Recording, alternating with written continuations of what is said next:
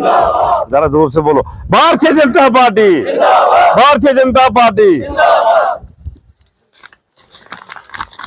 आदरणीय गुजरात से आई हुई मेरी बहन महिला विंग की प्रधान दीपिका जी, इनके साथ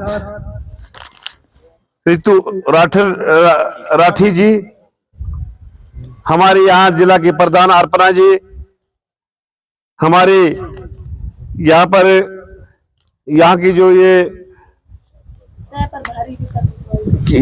सह प्रभारी भी हैं और यहाँ की सरपंच हैं किरण देवी जी, रितु कोतवाल जी, यहाँ पर मेरे भाई देविंदर सिंह जी, अनिल चंदेल जी, पंडित देवराज जी, पंडित सुविराज जी, अब्दुल रहमान जी, संदीप बनास जी, काशीनाथ जी और देविंदर नायब सरपंच जी, मेरे साथ आए हुए हमारे एक्स चीफ इंजीनियर अपने मेरे बड़े भाई सतपाल जी, यहाँ पर मेरे साथ आए हुए मेरे छोटे भाई एडवोकेट भी हैं और एक्स जिला प्रधान हैं, दिल्ली में डायरेक्टर हैं अपने मंजीत राजदान जी, मिंगनू साहब, हमारे साथ विकास पुरोहित जी आए हैं, देवेंद्र सरपंच हैं, वो क्या कहते हैं अपने सचिन समियाल जी हैं, यहाँ पर आए हुए मेरे मीडिया बंधुओं, यहाँ पर आए हुए मेरे बुजुर्गों, नौजवान साथियों, माता और बहनों, मैं आप सब लोगों को प्रणाम करता हूँ। भोरवा की इस धरती को प्रणाम करता हूँ, माता को प्रणाम करता हूँ, वीर देवता को प्रणाम करता हूँ और गाजोट की इस पंचायत को प्रणाम करता हूँ। मेरे भाइयों, पहले मैंने इलेक्शन 2009 में लड़ा, बाई इलेक्शन था। गुलाम नबी आजाद 45,000 सीटों से जीता था और सीट छोड़ के यहाँ पर एनसी और कांग्रेस की सरकार बनी थी। और तब जब बाई इलेक्शन हुआ, गुलाम नबी आजाद यहाँ से सीट छोड़ के दिल्ली चले गया, तो मुझे यहाँ पे इलेक्शन लड़ने का मौका दिया। मैंने इलेक्शन लड़ा, 45,000 वोटों से एक आदमी जीता था, बाई इलेक्शन था बाद में, और मैं 1300 वोटों से हारा। ये फर्क हमें रहा। उसके बाद दूसरी बार मुझे पार्टी ने मैंडेट दिया तो मैं 1499 वोटों से जीता। तब गुलाम नबी आजाद साहब ने 42 जगह जहाज उतारे थे। तब ये मिनिस्टर थे, एमपी थे, हमारा जो मोहम्मद शरीफ नियाज साहब थे वो एमएलए थे, और तब मैं 1499 वोटों से मैं जीता। 2014 से पहले जब हम कॉन्स्टिट्यूंसी घूमते थे, 45 दिन हम घूमे, फिर भी हम पूरी कॉन्स्टिट्यूंसी घूम नहीं पाए थे, इतनी हमें परेशानी होती थी। आपकी रोड, इसकी हालत क्या थी आपके सामने, गाड़ी जब आ जाती थी फंस जाती थी। और एक्स सरपंच, ये एक्स हमारे प्रधान डोडा के हैं, मेरे साथ मेरे बड़े भाई सतपाल जी हैं, ये चीफ इंजीनियर रिटायर हैं, अरुण जी हैं, शोकत जी हैं, हमारे देवेंद्र जी हैं जो कि हमोद के सरपंच हैं, हमारे साथ वसीम जी हैं, सरपंच साहब हैं, रमेश सरपंच जी हैं, और सारे लोग जो हैं मेरे साथ हैं। कुलदीप जी जो है हमारे यहाँ के सरपंच हैं। यहाँ पर आए हुए मेरी माताओं, बहनों, नौजवान साथियों, मैं आप सब लोगों को प्रणाम करता हूँ। ये यहाँ शिवजी भगवान का मंदिर है, इनको भी मैं प्रणाम करता हूँ, इस धरती को प्रणाम करता हूँ। आज लगातार 26 तारीख से लेके और आज हम सारे एरिया में घूम रहे हैं। तीसरी बार मुझे मैंडेट जो है वो मिला है भारतीय जनता पार्टी का।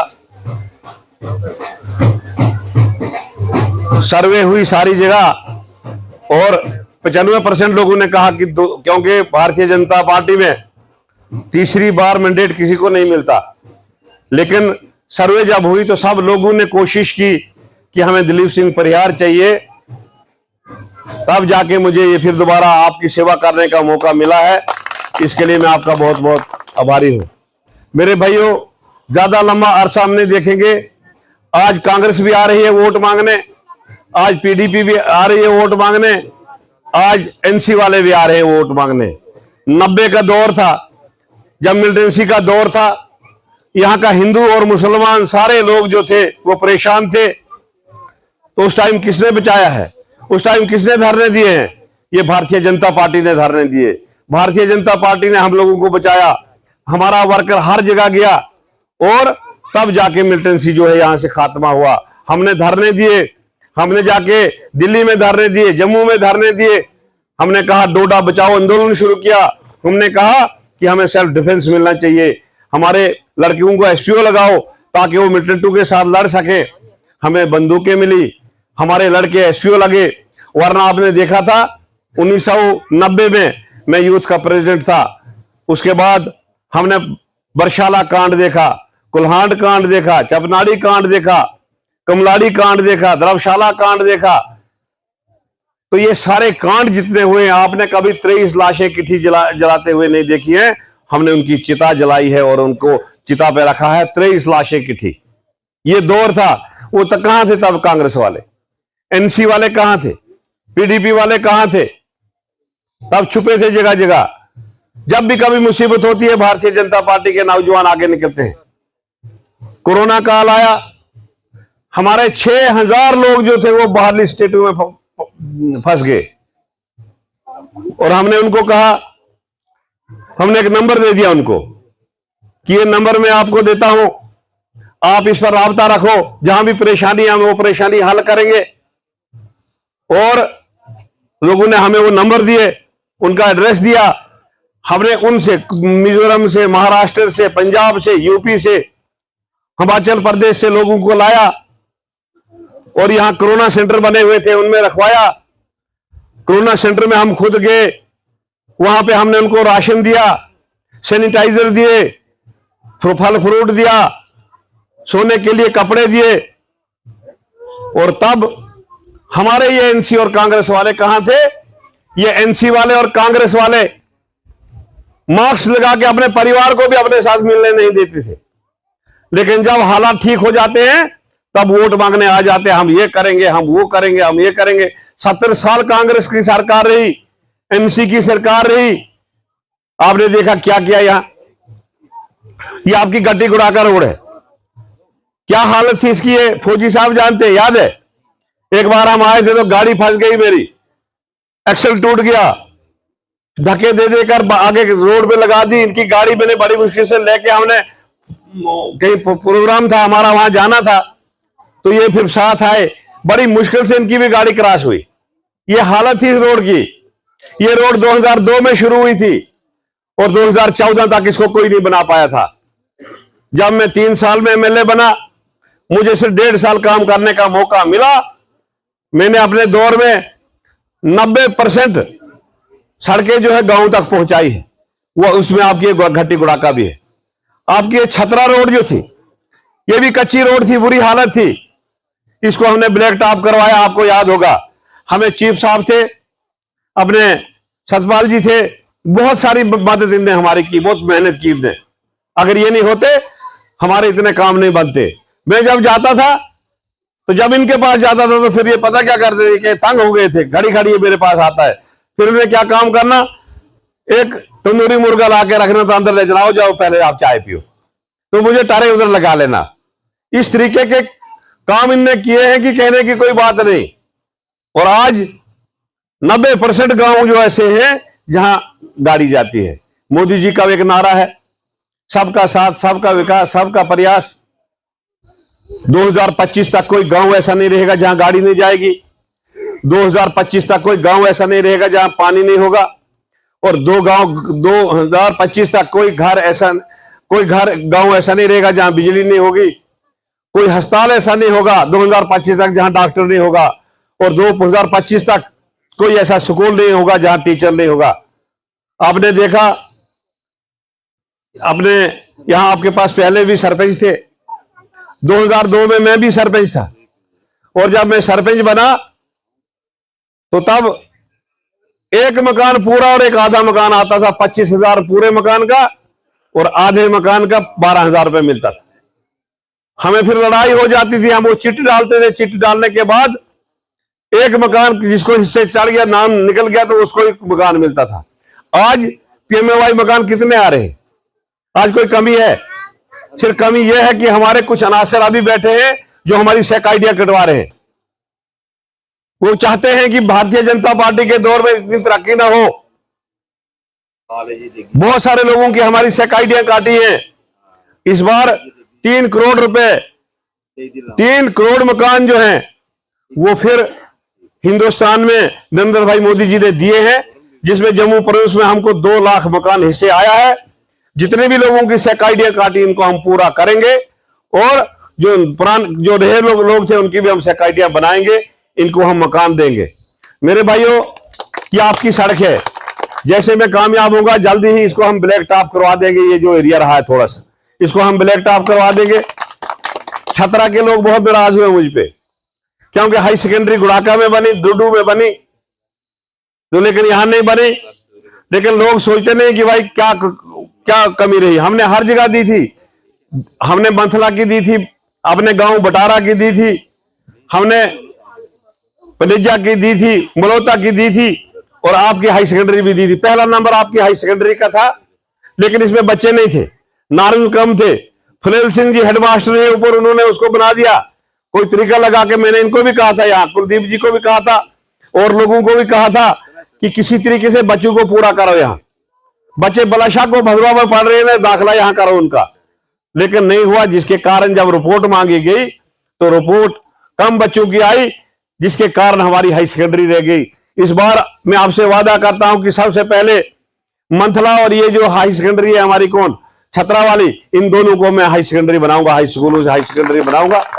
और भी जो छोटे मोटे काम होंगे वो हम करेंगे। आपने देखा आज हमारा घोषणा पत्र जो है, सिलेंडर तो पहले मिला 350, आपको सब्सिडी भी मिली। अब हर फैमिली बीपीएल फैमिली को 2 सिलेंडर साल के फ्री मिलेंगे। मेरी माताएं बहनें, जो बहन सबसे बड़ी है घर में, मतलब एक महिला को घर में 1500 रुपए हर मंथ मिलेगा, और 18,000 साल का मिलेगा। वो पूरा पैसा जो है और को मिलेगा, ख्वाह वो अमीर है ख्वाह वो गरीब है। आपकी बुढ़ापा पेंशन जो है वो 1000 से बढ़ा के 3000 कर दी है। हमारे ये जो किसान निधि है, किसान निधि जो है 6000 है, इसको बढ़ाकर 10,000 कर दिया है। गोल्डन कार्ड जो हमारा है उसमें 5 लाख रुपए मिलता था, अब 5 लाख से बढ़ाकर 7 लाख कर दिया है, और 70 साल से ऊपर 10 लाख रुपए कर दिया है। इस तरीके की योजनाएं हैं। बिजली का बकाया जिसके पास है 50% जो है वो माफ कर दिया है, और 50% आपने किस्तों में देना है, वो इकट्ठा नहीं देना है, किस्तों में देना है। तो बहुत सारे काम ऐसे हैं। देखो, भारतीय जनता पार्टी के दौर में गोल्डन कार्ड बना, ये कांग्रेस के दौर में भी बन सकता था। पीएमएवाई मकान इतने आए, ये कांग्रेस के दौर में आ सकते थे। कोरोना काल में तब से और अभी तक चावल जो है मिल रहे, अभी तक चावल मिल रहे लोग, अब अभी भी चावल उनको 5 साल के लिए और आगे बढ़ा दिए। तो ये जो सारी स्कीमें हैं मोदी जी की स्कीमें हैं। आज हमारे मोदी जी बाहर जाते हैं, बाहरले मुल्क में, वहां पे उनके पांव छुए जाते हैं। पहले कादरी जी, इस गांव में आप आए हैं तो कैसा रिस्पॉन्स इस गांव का, और क्या यहाँ की जो है डिमांड रही? छतरा का जो गांव है, ये छतरा का गांव एक भारतीय जनता पार्टी का गढ़ रहा है। ये आज से नहीं है, ये प्रजा परिषद थी, जनसंघ थी। हमारे अभी मेरे जन्म भी नहीं हुआ था तब भी ये भारतीय जनता पार्टी में थे, जनसंघ में थे, प्रजा परिषद में थे। और आज उनकी जो औलाद है वो उनसे ज्यादा उनका जोश है। जो बाप में जोश था 100% बेटों में जोश है। तो क्या डिमांड यहाँ की है, और कैसा यहाँ पे ये बोल रहे हैं कितने वोट आपको मिल सकता है? डिमांडें थोड़ी चलती रहेंगी। डिमांडें मैं बताऊंगा आपको इलेक्शन के बाद, जब जीत के यहाँ आऊंगा तब आप मेरे साथ आना, और हम यहाँ पे उनका हल भी निकालेंगे और इनसे डिमांडें भी पूछेंगे। भारतीय जनता पार्टी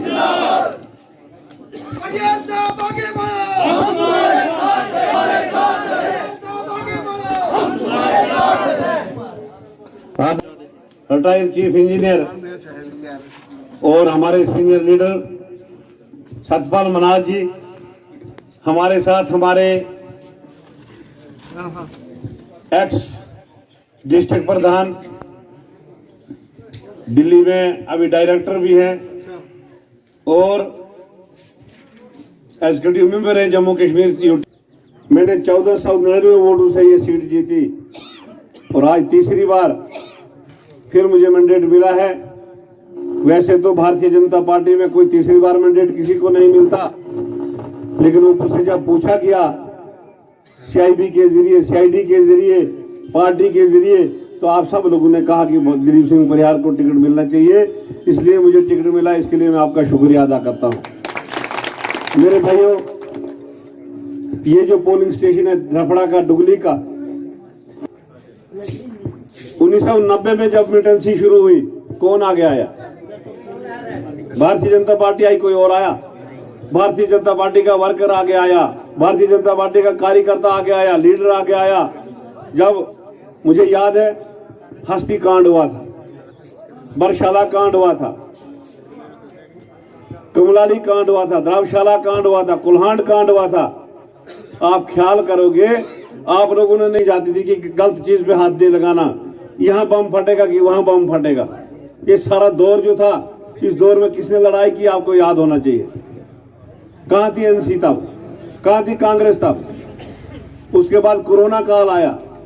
जब कोरोना काल आया तो हमारे 6000 मजदूर जो थे, जो बाहर फंसे, बाहर स्टेटों में फंसे, मिजोरम में फंसे, नागालैंड में फंसे, महाराष्ट्र में फंसे, पंजाब में फंसे, अपने हिमाचल में फंसे, जब उन्हें नजर पहुंचाए, दवाइयां पहुंचाई, राशन पहुंचाया, कंबल सोने के लिए पहुंचाए, और आज ये नतीजा है इन लोगों का कि आज एक सैलाब है सारी कॉन्स्टिट्यूंसी में।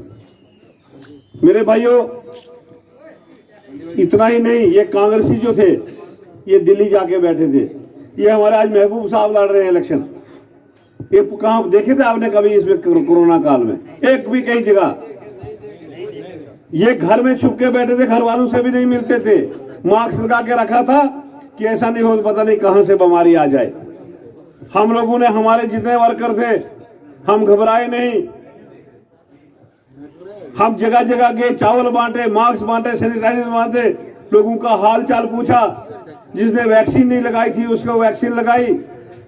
और आदरणीय नरेंद्र भाई मोदी जी अगर देश के प्रधानमंत्री नहीं होते तो जितना नुकसान अमेरिका में हुआ, जापान में हुआ, चाइना में हुआ, उससे ज्यादा नुकसान यहाँ होता। लेकिन एकदम वैक्सीन बना दी, बाहरले मुल्कों को भी भेजी और यहाँ भी उनने वैक्सीन लगा दी, 3-3 इंजेक्शन लगवाए और हम उस बीमारी से बच गए।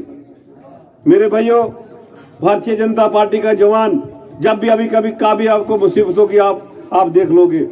आपने मुझसे पहले नावे मेले देखे ना, नावे मेले।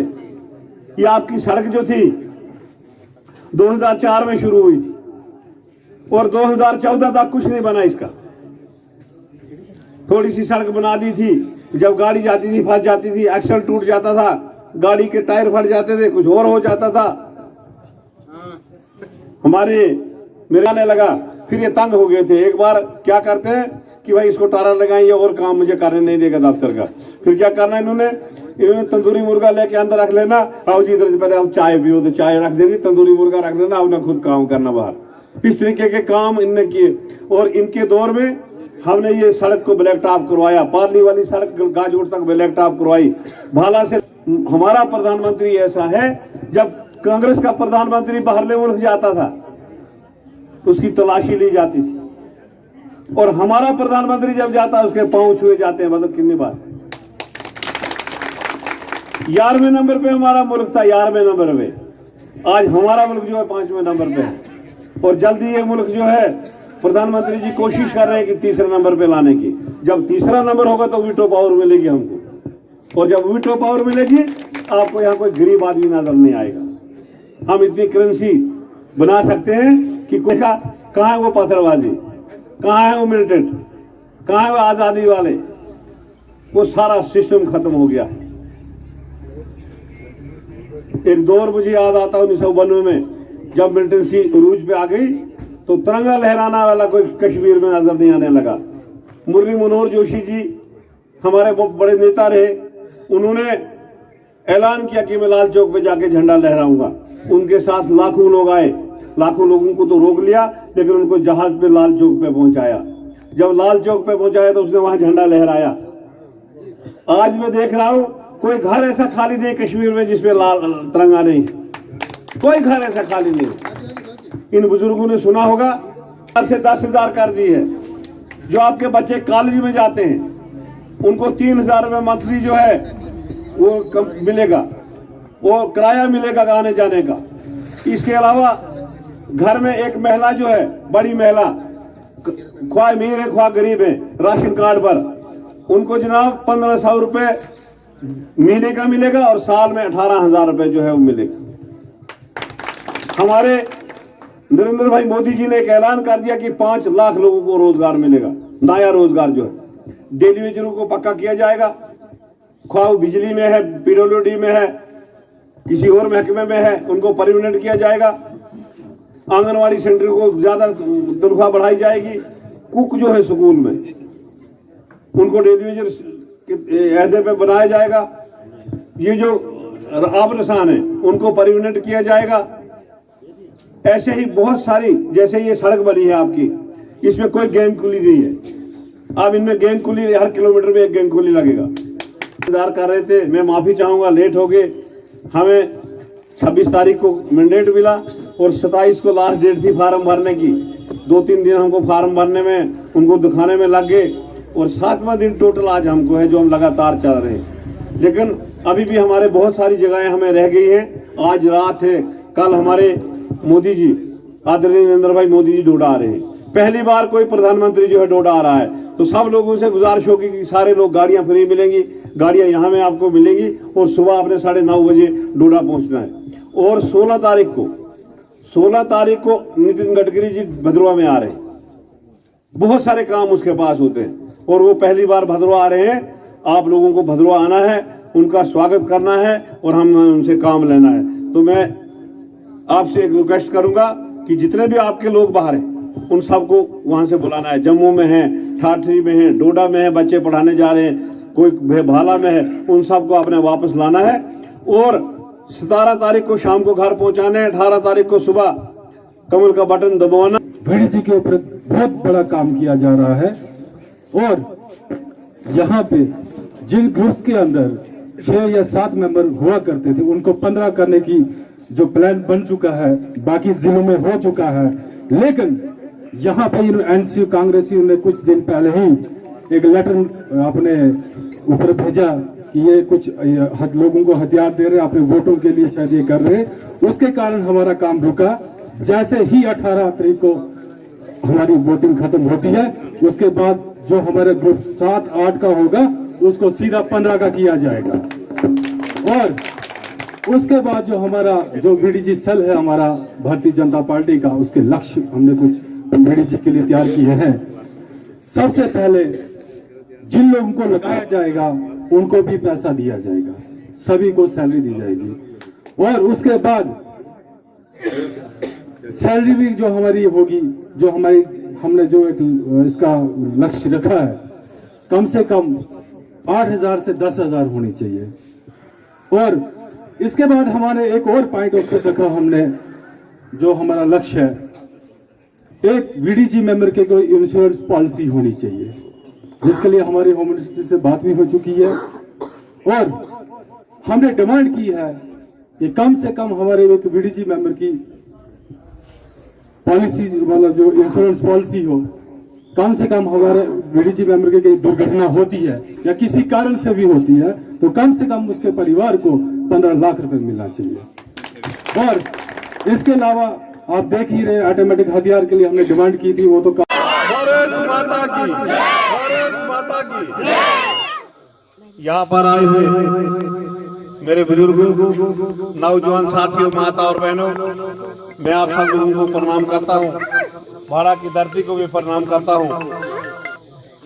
आज तीसरी बार मुझे फिर मैंडेट मिला है। मैं हर गांव में जा रहा हूँ, हर बुजुर्ग के पास जा रहा हूँ कि आशीर्वाद लेने के लिए। तो आज मैं यहाँ भी आपके पास आशीर्वाद लेने आया हूँ। हमें पता है कि ये जो एरिया है, ये भाड़ा जो गांव है,